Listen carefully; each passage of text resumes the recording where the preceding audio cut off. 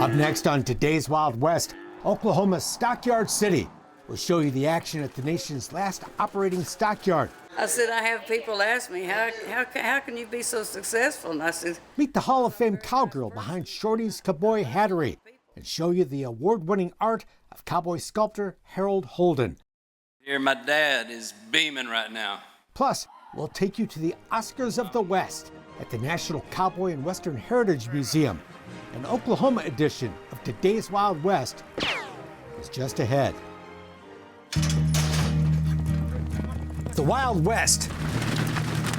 It's still out there. And we'll show you how to find it. This is today's Wild West.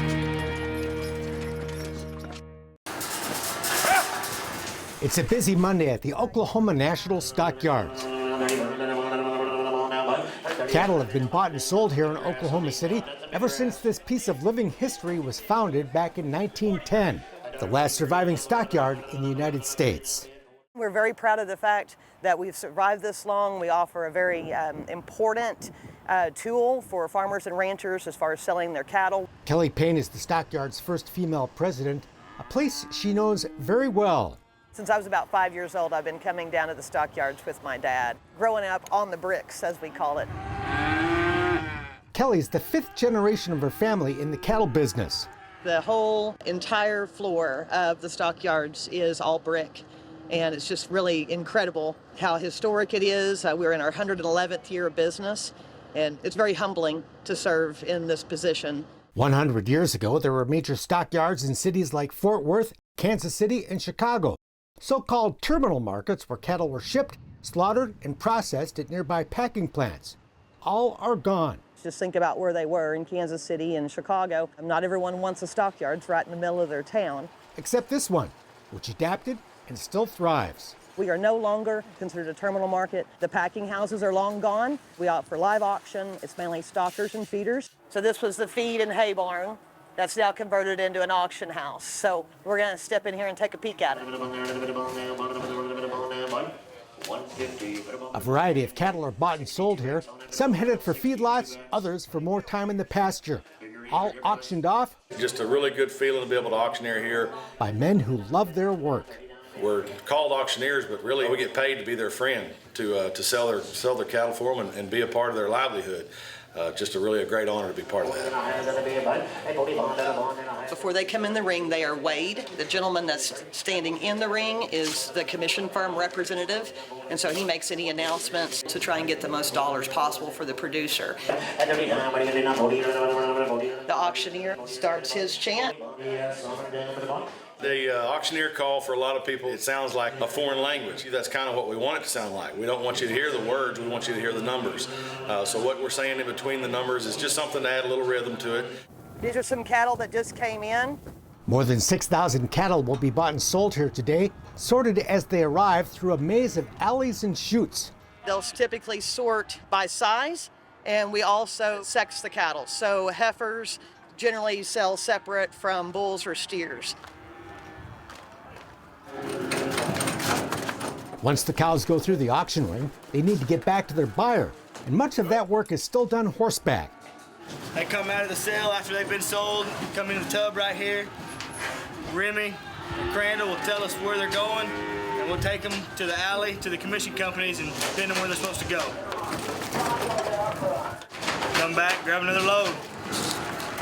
Paramount, 65-yard out. Here they come. So these are a great big draft of cattle that were sold. So we can only allow so many cattle on the scales at one time for safety to get a weight. So we'll catch about 30,000 pounds and then go to the next draft. There was over 100 head of cattle in this last draft, so they're getting another count on them when they come through to make sure everything is accurate for the producer. So it's kind of hectic back here. Organized chaos is what we like to call it. Ready? This organized chaos can be a little tough for a newcomer to understand. But simply put, Oklahoma City is an ideal spot for the cattle business.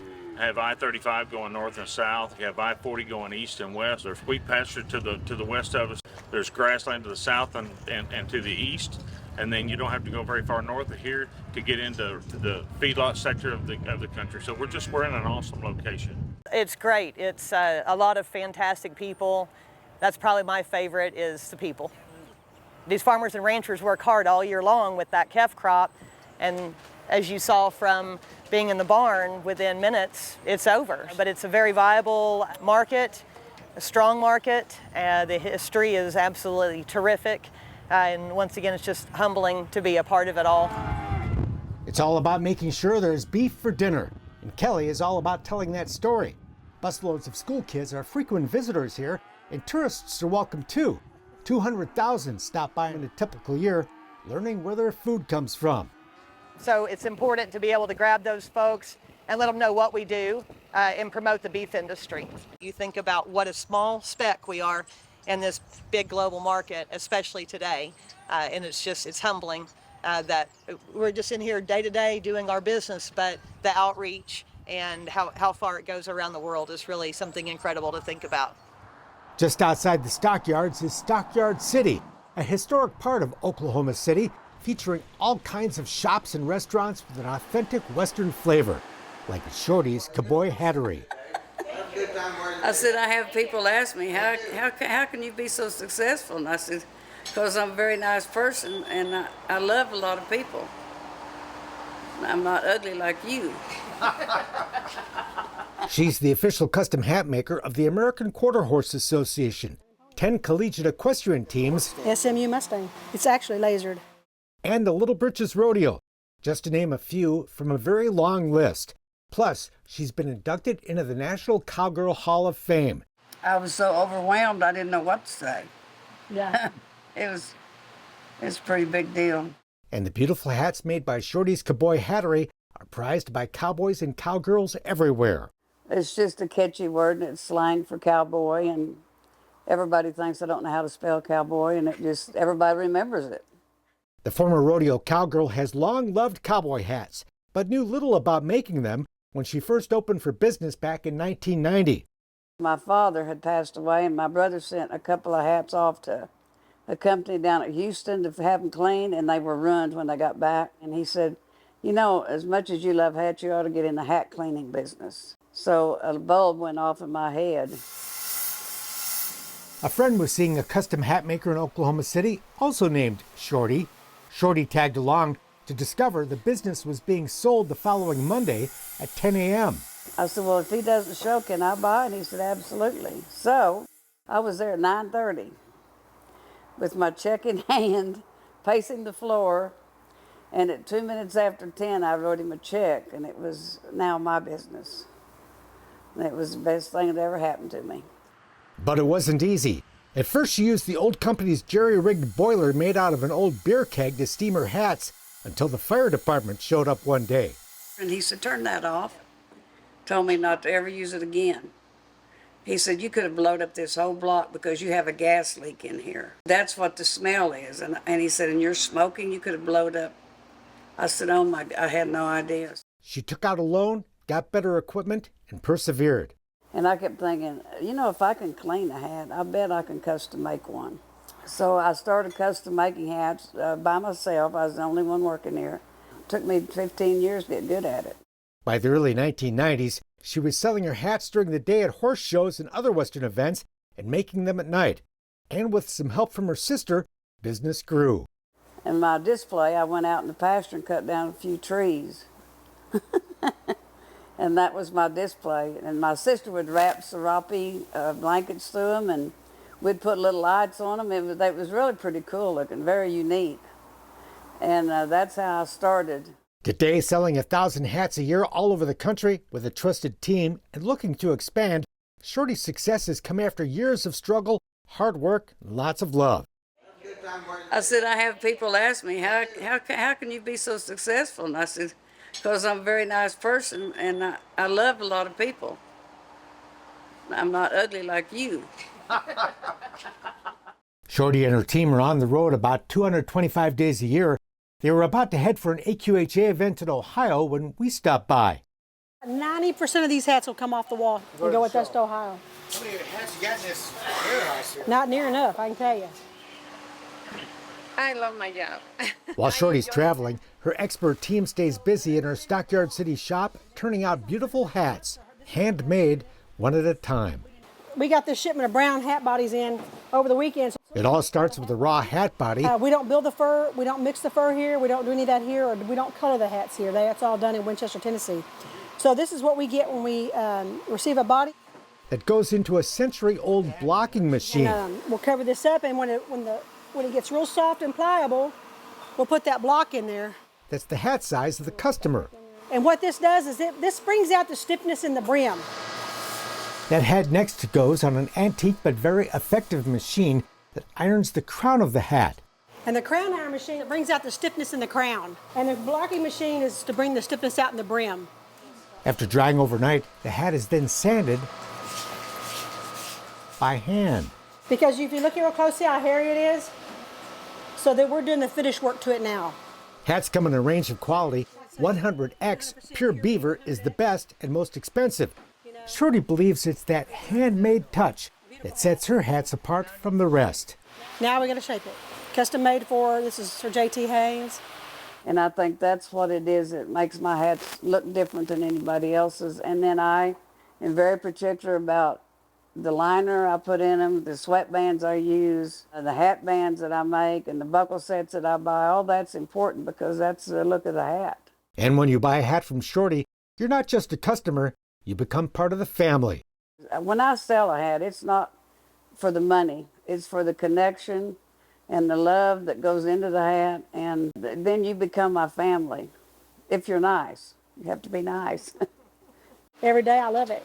I really love traveling on the road, and I'm meeting all new people. And it's like Shorty has said in the past, people don't just come in and buy a hat and they go out the door like you would. They keep coming back, which is kind of cool because they'll come back and visit, and they just become part of our family. One family member who's never forgotten is Shorty's beloved sister Shirley, whose pink hat has been displayed in the store ever since she died from breast cancer in 2004, a disease Shorty herself has suffered and survived. And a lady walked in my shop and saw that I kind of had a little memorial thing because I just lost my sister. She said, well, what is this? And I told her what it was, and she happened to work for the cancer center there in Oklahoma City. That led to the formation of both the Shirley Bowman Nutrition Clinic and Rain and Cancer, a volunteer group that's raised more than $1 million to help cancer patients in the horse industry. We've done a lot of fundraisers, and I had a lot of friends that I was just blessed. They just were so kind to give, and it's all about love, honey. That's the truth. Everybody says, how come you're so successful? I don't get it. I said, I'm nice and you're not. There lies the difference. Visit this shop, and it's clear that while Shorty would love to make you a very fine hat, this is indeed a labor of love as well. Well, it's been an amazing journey. I've loved every second of it.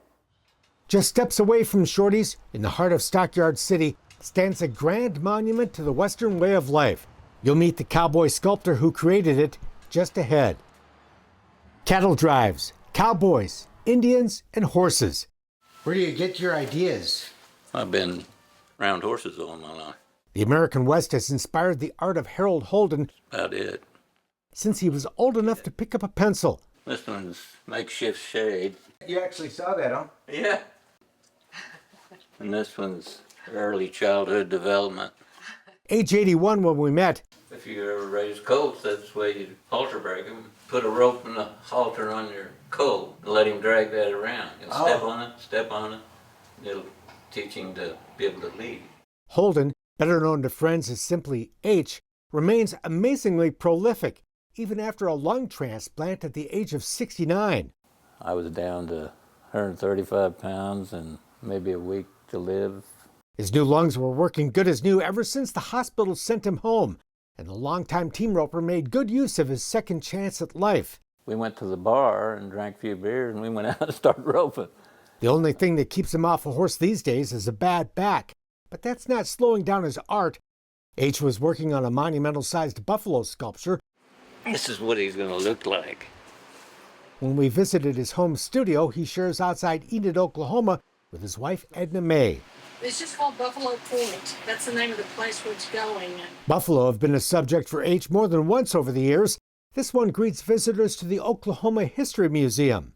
It's among some 24 monumental sculptures H has created, including this one of Will Rogers, outside the Oklahoma City airport that bears his name. Well, making it was kind of fun, really. Holden's hometown of Enid hosts a series of historical monuments commemorating the Oklahoma land rush That's kind of the same character. and its early pioneers. It's all part of the continuing story. Yeah. Boomer and old McLean and Homesteader. H was working on 2 more monuments when we stopped by, a commission of famed NFL and Oklahoma State running back Barry Sanders, Greatest running back ever. and another work for OSU that's more typical of Holden's subject matter, OSU mascot Pistol Pete, Yeah, Frank Eaton was his real name. a legendary Old West cowboy, lawman, and gunfighter who lived to be 97, a man H actually knew as a boy. But he and this cowboy friend of mine, they had a stagecoach back then, and they'd get in that stagecoach, and I think they were tipping the whiskey quite a bit, having a good time. Your dad's saddle. Holden's dad was a horseman, and horses have forever been part of his life. That's a great painting. That's why I wanted to be an artist. That was my subject matter. But his father died in a plane crash when H was just 6 years old. We just kind of kept those horses that were there when he died, and I raised running horses for a long time. That lifelong work experience with horses has given Holden a reputation for realistic authenticity, and those who know horses can quickly spot when something's not right. When they see something, say, that's not right. That horse's leg doesn't bend like that. And of course, you go to look at a Remington bronze, and some of his legs, like a foreleg, cannot go past horizontal, but they'll have them up like this. And I think Remington knew better, but he did it for effect. A Navy veteran and graduate of the Texas Academy of Art, this famous sculptor actually began his career as a painter and an illustrator for a Houston horse magazine. But the cowboy soon tired of the big city rat race, and a show of his work at a doctor's house back home in Oklahoma launched his career. And I had my paintings in it, and maybe a couple sculptures or something, and it went over pretty good. And so I just kept at it. It all worked out, especially after he married his wife Edna May, a couple who are a bit like the legendary Western artist Charlie Russell and his wife Nancy. Like Nancy, Edna May handles the business end. These are like the sketch of a sculpture. So H can focus on creating and avoid trading his art for drinks, as Charlie once did. No, but I do have a bunch of prints down at the old Frisco bar down there. I used to trade for my Barbie-o. Oh, yeah. Just like Charlie, yeah. I think that it's been such a gift for me to be married to him because of what he does, because we've traveled all over the country, we've gone to great ranches, we've met great people, we've become friends with people that ordinarily I don't know that we would have if it weren't for his art. You know, going to the Cowboy Hall, going to the Hattery, going, on these different events. So it's been a lot of fun. So you got hired to do the monument for a conference center. Mm-hmm. Dedicated in 1987, Boomer was Holden's first monumental-sized sculpture, a project that was a major learning curve. Is that a major challenge to do your first monument? Yes, I learned everything on that deal. And I didn't make much money learning either. A commission soon followed from the National Ranching Heritage Center to create The Rancher, both monument size and a maquette that is the group's annual Golden Spur Award given to the Rancher of the Year. Gradually got some customers and just kept working at it. Didn't get rich, but I was doing what I wanted to do. His work today is prized by collectors and institutions across the country. H always says if the house catches on fire, this is the thing to grab. The Holden home and home studio are a bit like an art museum, filled with his own work and artist friends he's traded with over the years. All these bits up there I traded for. Some of them I designed.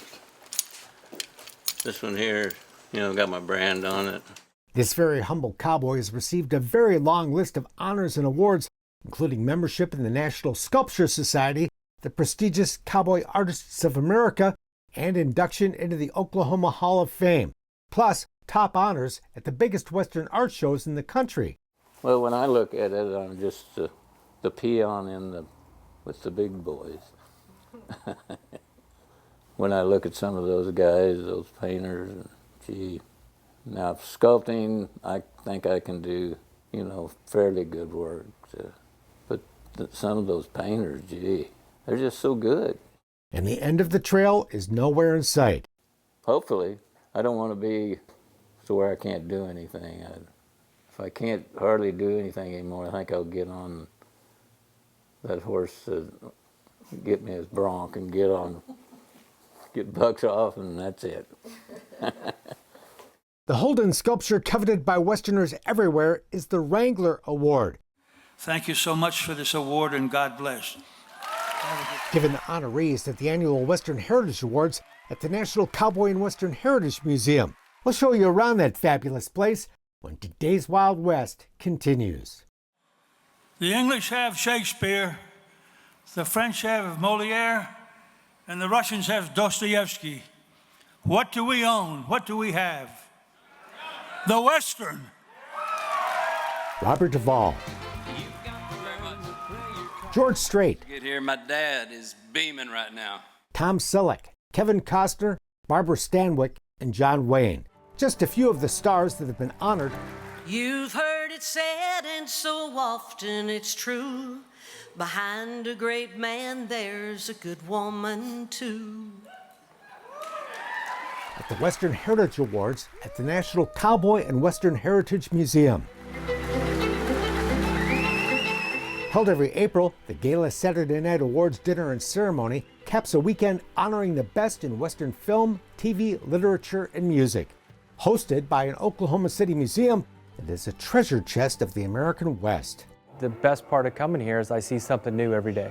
First thing everybody sees when they step inside the museum is End of the Trail. People have got many opinions about it. The monumental and thought-provoking sculpture by James Earl Fraser. What it means and what it meant then and what it means today. Museum curator Eric Singleton is a fascinating tour guide of this place. The West and museums are more than just paintings and sculptures and objects, they're stories. Western art is an important part of that story. Everyone has their own points of view. The museum is home to the works of such legends as Charles M. Russell, Frederick Remington, and Albert Bierstadt. And that was how people saw the West. And so they were critical to defining and putting the West in the American public's imagination. Today's top Western artists are showcased here every year at the museum's prestigious Prix de West Invitational Art Exhibition and Sale. I think if you look at the numbers and the quality of artists and the amount of artists that participate, I don't think any other museum in the country can compare to this art show. Tucker Smith's masterpiece, Return of Summer, is among those who have won the show's top honor, the Prix de West Purchase Award, becoming part of the museum's permanent collection. But you have to accept diversity, and that's why Western heritage is so important. And so began the story of our next inductee to the Hall of Great Westerners. A son of enslaved people, he became one of the West's first black cowboys, and tonight we honor civic leader and cowboy, Matthew Bones Hooks. And just a couple of weeks ago, my husband and I stopped off at the grave of Matthew Bone Hooks and his wife Ann, just to say, well done, cowboy. Well done.